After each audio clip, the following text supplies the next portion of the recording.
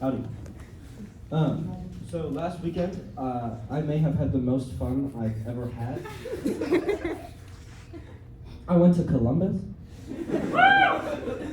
Felt like after 6 months of living in Gambia, I was ready to conquer the capital. You know? And I told my dad about this. I said, Dad, I'm going to Columbus.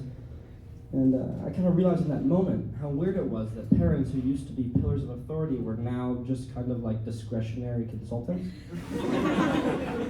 Not my grandma, though.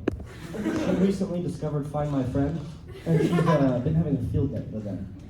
I'll be going about my day, walking around, and I'll get a text. Hey, been spending a lot of time in the library, Tiger. You doing good socially?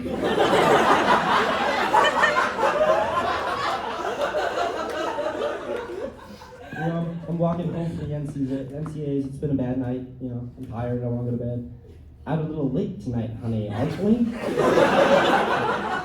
And now whenever I go anywhere, there's just that little voice in my mind that's like, watch out, Luke, Shirley's watching. But going to Columbus was good. You learn new things on big trips. Like, we were driving there, and I was, looking at the directions, and I realized that my friend who was driving has some problems. They're just a little wobbly with their left and right. So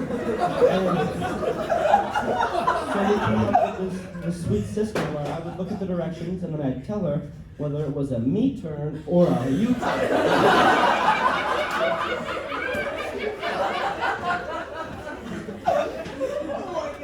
Hey, we've got a me turn coming up. I just want to warn you, but then it bends into a U-turn. This next light, you're going to want to take the second me. Hey, were we supposed to take that U-turn? Yeah.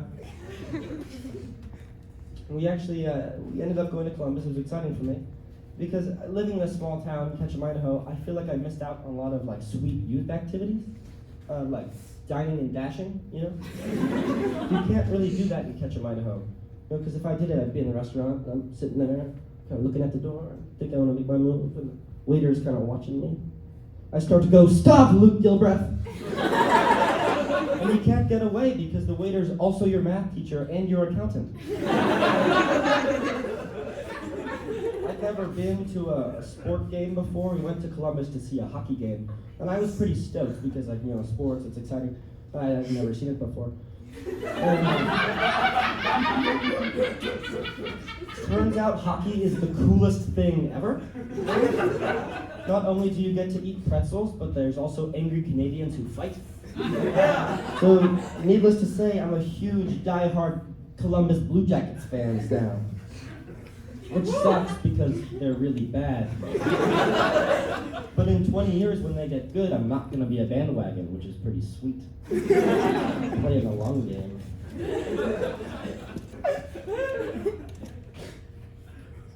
Got in there.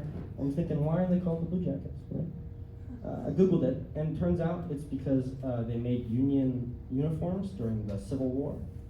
And I think that's pretty sweet. I think it's sweet that Ohio didn't do slavery. That's a big thing for that time period.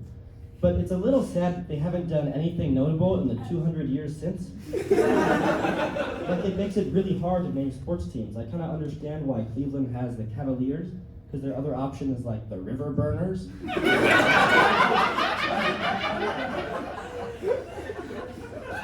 But no one really cares about the name because when the Blue Jackets get a goal, they fire off a fucking cannon, which is objectively just the coolest thing ever. I walk into that stadium, any regret I had about buying this jersey, gone. I love this jersey. I love this team. I love the sport. I love hockey. Drive back, electric. Everybody is riding. The full body hockey high. Me turns, you turns, unstoppable. But then we were driving, and over the crest in the road there was just this. We saw it, and it was there, and it was small, and he was looking at us with his little green beady eyes, and it was a possum. And I said, Adele, stop! But before there was time, he went under the hood, and I thought we missed him for a second, but then I felt it.